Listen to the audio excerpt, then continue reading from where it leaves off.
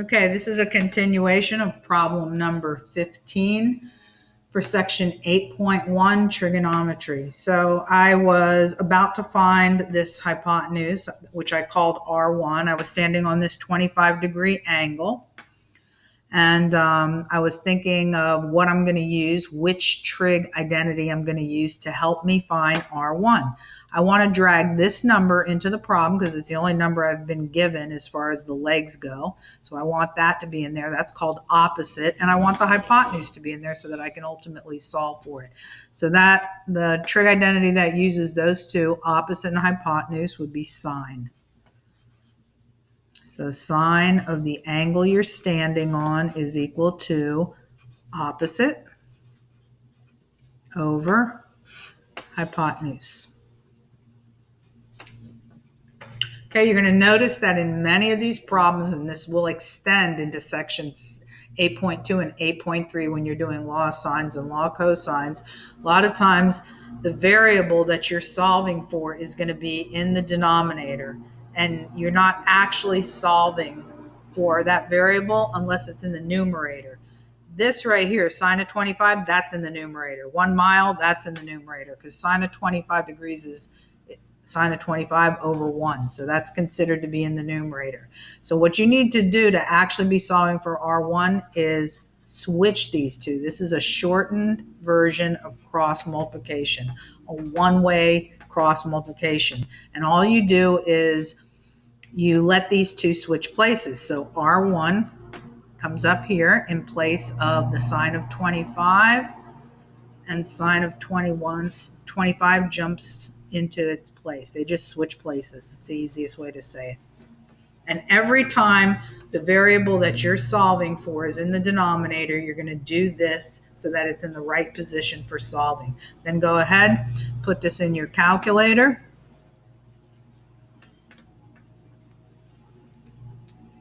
So it's going to be 1, put this up here, divided by sine of 25. Make sure your calculator is in degrees, but it is for me since the last problem. And this turns out to be 2.3662. In problem number 15, they do ask you in the end to round to 2 decimal places. But again, hold on to 4 while you're in the intermediate steps, and then you can round your final answer off to 2 decimal places. This is only one of several steps. Okay, since I know that I'm going to also need this x sub 1 ultimately to find this distance right here, I'm going to find that right now also since I'm in the triangle already. So for step 2, if I wanted to find x sub 1, and you might want to put these numbers in as you go along. This is 2.3662. I'm now going to be looking for x sub 1. And if I wanted to look for x sub 1, I could do this. I could stand on the 25 and use opposite over adjacent. That would have me using tangent. So tangent of 25 is opposite over adjacent. And you can put units on if you want to all throughout the problem, or just put it on your final answer. I didn't put any units here because I'm going to put it on the final answer. So I have set up my equation for x sub 1. Again, standing on 25, I wanted to use opposite, and I wanted to drag in this x sub 1. So opposite over adjacent, that puts me into tan. And that it's not the only way to do that because you could have used the 2.362 if you want to use a different trig function. Okay, putting this into the calculator, but again, realizing that you are not going to be solving for x1 if you leave it in the denominator. So again, do that switch. You only do this when your variable is in the denominator. You don't need to do it when it's already in the numerator. So get the x sub 1 up there where tan of 25 is, and tan of 25 will jump in its place. So they swap places. Go ahead and put that in the calculator. So it's 1 divided by tan of 25 and you get 2.1445. 2.1445. Okay, so we have those two pieces, and I'm going to go ahead and put that right here.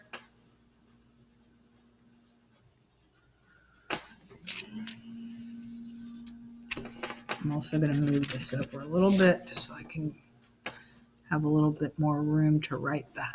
Okay. Now, as far as this piece goes on the top, again, as I mentioned early on in the problem, you won't be able to find that until you find this tail end as well as this tail end. And then you can go from here to here, which is the 7 miles that they're giving you.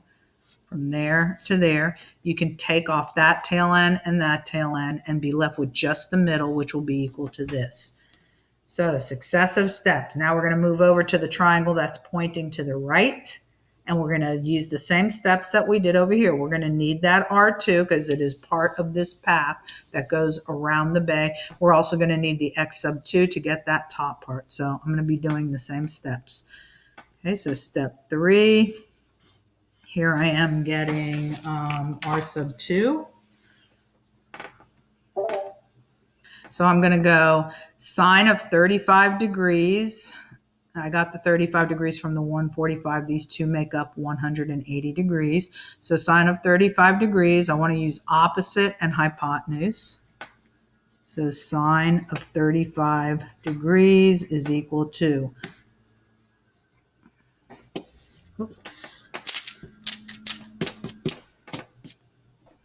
is opposite over hypotenuse. Again, a variable in the denominator.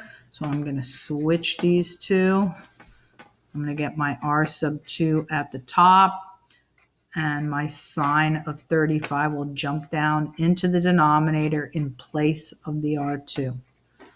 Then I'm going to put that in my calculator. 1 divided by sine of 35.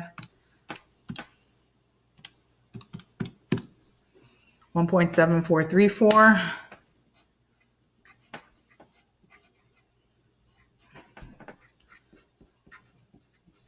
Go put that in my picture.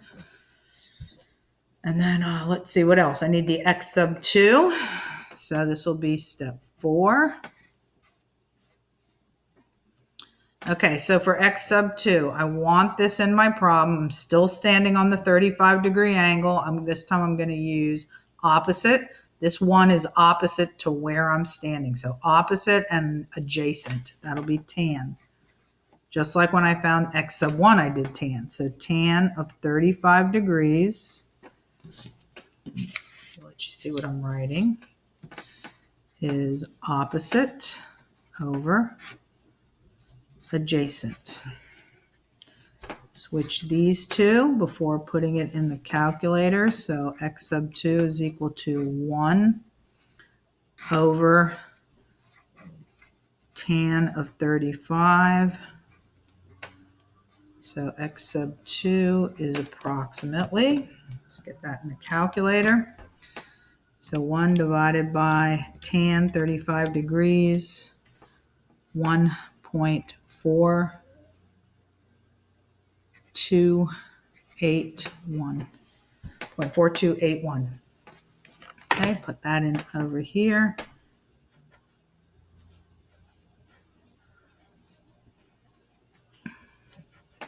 Okay, next step, which is the 5th step. Okay, for the 5th step, you are now going to be able to find that top piece so that you can complete the distance of the path. So if you look at this path that you're trying to get, you need this, this, and this. Now you're able to get this right here, because from here to here is 7. They give you that in the problem. So if you take the 7 and take that end off and take this end off, you'll have this piece in the middle, which is equal to this piece. So that's what I'm going to be doing for step 5. I'm going to go 7 minus the 2.1445 minus the 1.4281, the X sub 1 and the X sub 2. Okay, so 7 minus 2.1445 minus the 1.4281. 2.81. Take that one off as well. Put that all in the calculator.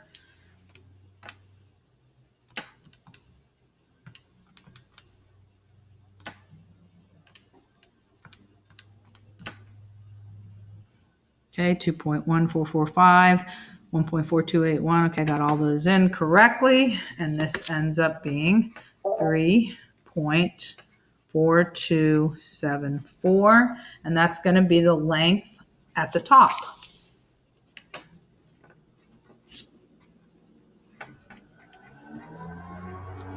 Okay, so now we're finally ready to get the length of the total path. The total path, again, realizing what the path is. They wanted you to go all the way around the bay instead of going over the bay. So we're going to add up this plus this plus this. I mean, at this point, it's obvious what we're going to do. The hard part is getting all of the pieces that you need to get the final answer. So again, 13 through 16 are multiple step problems. This happens to be the longest of those problems. Okay, so it's up this hypotenuse, 2.3662, across, which would be the through 0.4274, and then add in the 1.7434. Okay, and then don't forget they asked for the final answer to the, let me check this out again, round to 2 decimal places. Okay, so we're going to put all that in the calculator. 2.3662 plus 3.4274. Sorry about all the noise in the background. They're doing the lawn. 2.3662, 3.4274, and plus 1.7434. Okay, and there you go. And if you round that to the 2 decimal places, it'll be 7.54.